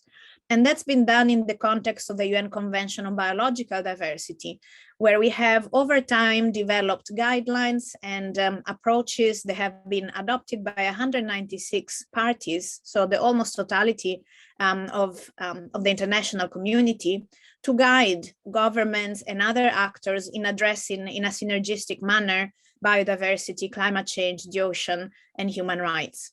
And so it is important to take stock of that guidance and to make sure that it is taken into account also in other international processes, that we don't forget the work that has been done there and we don't start from scratch in other processes. And this may have to do with the Paris Agreement and the climate COP that's coming up, also ongoing UN negotiations on marine biodiversity of areas beyond national jurisdiction, the negotiations of a new set of regulations for future deep seabed mining, and many other international human rights processes where, again, there is much more understanding of the importance of the environment, but perhaps not full understanding of the importance of the ocean for human rights holders' well-being on land. And this includes, for instance, recent processes to better understand the vulnerability of the human rights of children to environmental degradation.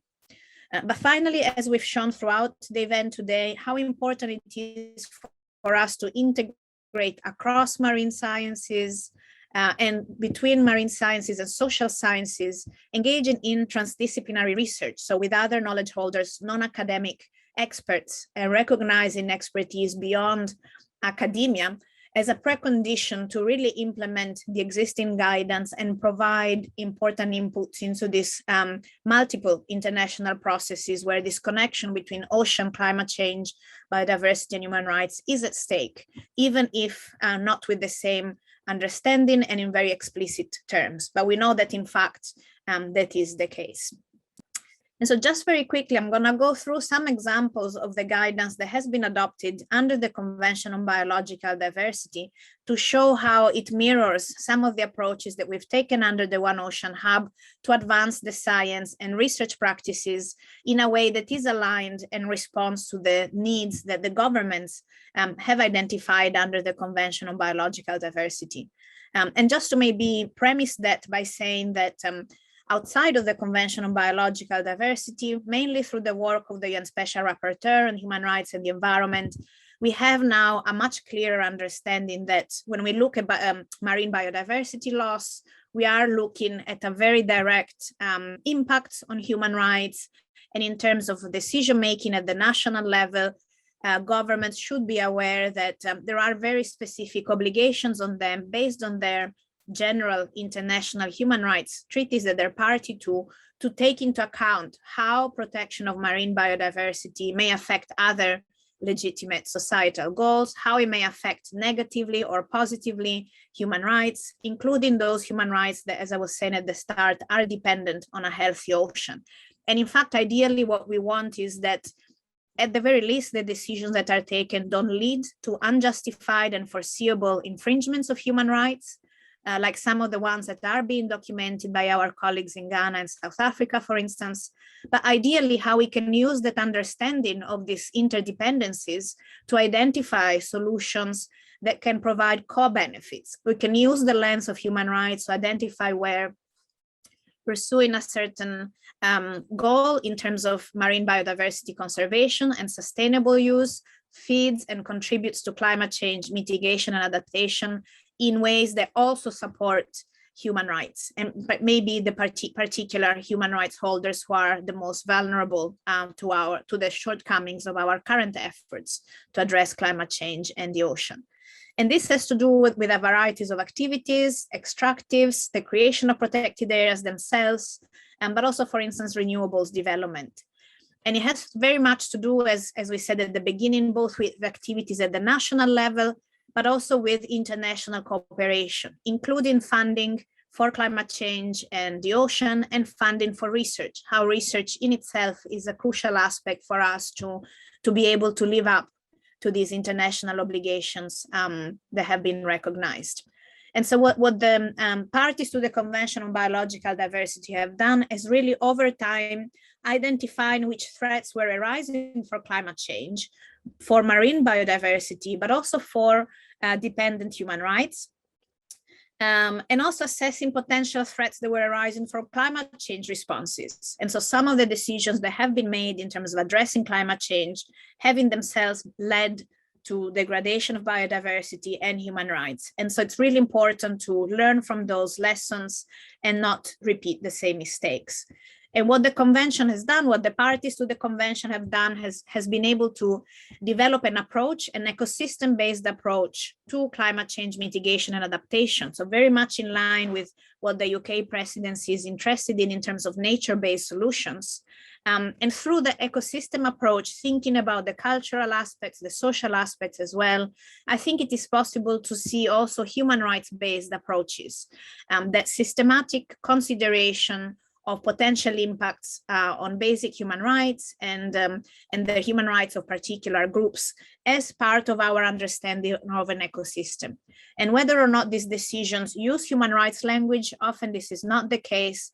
They do call attention of practitioners, of decision-making and managers on those issues that really help them to think through those trade-offs and see how it is possible to think in an aligned way about obligations related to climate change, to the ocean, biodiversity, and human rights. And so just to give an example, this is some of the guidance that has been agreed, as you see, the importance of ensuring integrity and functionality of all ecosystems. And this is where the work that, for instance, our colleague Lynn and Kelly have presented, that kind of research really helps advancing that understanding of ecosystems as a whole and the role of the ocean.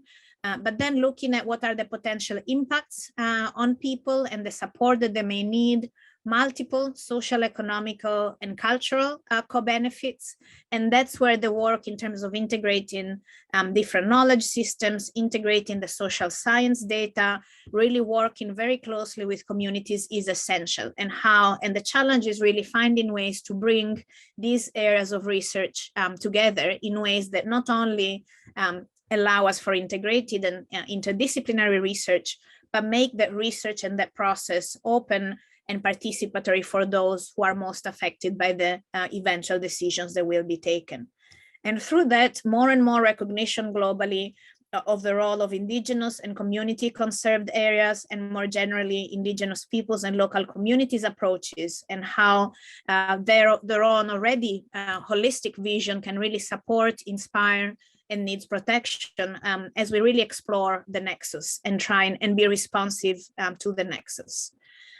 So these are some, just to give an example of how within relevant CBD COP decisions, we may speak about human rights without talking necessarily about human rights explicitly, but very much bringing to the attention of marine managers and biodiversity and climate change experts in working together, issues that are also essential both for nature-based solutions, but also for human rights-based solutions. So looking at questions of inequities, transparency, whose knowledge we're using and how we're respecting and protecting it, how we are assessing impacts and not really limiting our understanding on environmental impacts, but also looking at sociocultural impacts, seeking consent and really engaging in meaningful ways with either indigenous peoples and local communities, but also women and children, and looking at particularly human health and sustainable livelihoods, which are issues that my colleagues have already addressed in more detail. Also, Mario already indicated how his own work and his team's work has contributed to more specific guidance under the convention, really looking at cold water areas, and how again there we look at particular guidance and raising awareness for decision makers.